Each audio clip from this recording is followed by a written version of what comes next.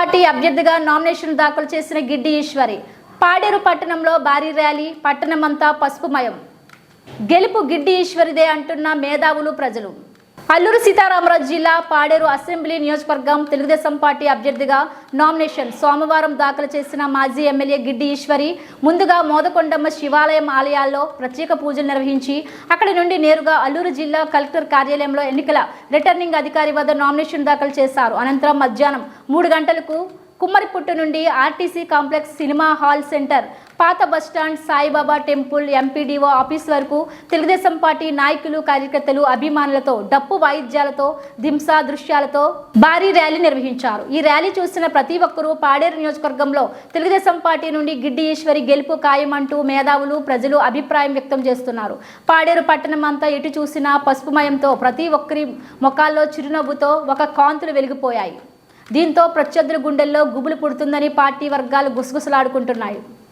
ఏది ఏమైనప్పటికీ ప్రజా ఆదరణతో తెలుగుదేశం పార్టీ అభ్యర్థి మాజీ ఎమ్మెల్యే గిడ్డి ఈశ్వరి గెలుపు దిశగా దూసుకువెళ్తున్నారని చెప్పక తప్పడం లేదు. తనదైన శైలిలో కూటమి నాయకులను కలుపుకుంటూ ప్రజా ఆదరణ పొంది పాడేరు స్థానాన్ని భారీ మెజారిటీలో గెలిచి చంద్రబాబు నాయుడును ముఖ్యమంత్రి చేయడమే లక్ష్యంగా పనిచేస్తానని ఆమె పేర్కొన్నారు. ఈ కార్యక్రమంలో నియోజకవర్గంలో ఉన్న 5 మండలాల నాయకులు, కార్యకర్తలు, అభిమానులు అధిక సంఖ్యలో పాల్గొన్నారు. జరగబోయేటటువంటి ఎలక్షన్లకు తెలుగుదేశం పార్టీ తరఫున పోటీ చేయడానికి నాకు మా జాతీయ అధ్యక్షుడు నారా చంద్రబాబు నాయుడు గారు, లోకేష్ బాబు గారు గొప్ప అవకాశాన్ని నాకు కల్పించారు.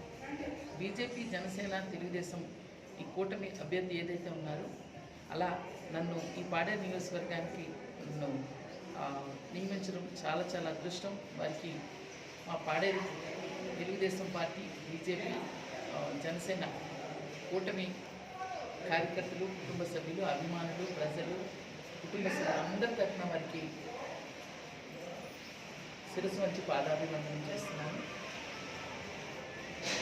ఆడేవిధంగా జరగబెట్టిన ఎన్నికల్లో తెలుగుదేశం పార్టీ జెండా ఎగరైపోతుంది. ఎందుకంటే గతంలో చంద్రబాబు నాయుడు గారు చేసినటువంటి అభివృద్ధి సంక్షేమం ఈరోజు ప్రజలు చూస్తున్నారు. మళ్ళా చంద్రబాబు నాయుడు గారు రావాలి, అభివృద్ధి సంక్షేమం చంద్రబాబు నాయుడు గారు మాత్రమే చేయగలరనేటువంటి ఒక గొప్ప నమ్మకం, విశ్వాసంతో మా ప్రజలు ఉన్నారు.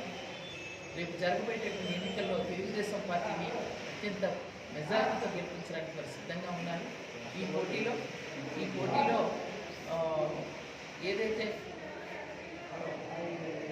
ఇప్పుడున్నటువంటి వైఎస్ఆర్ కాంగ్రెస్ పార్టీ ప్రజలకి, గిరిజనులకి అన్యాయం చేసిందో మరలా న్యాయం చేయడానికే చంద్రబాబు నాయుడు గారు ముఖ్యమంత్రి కాబోతున్నారు. ఇక్కడ మేము కూడా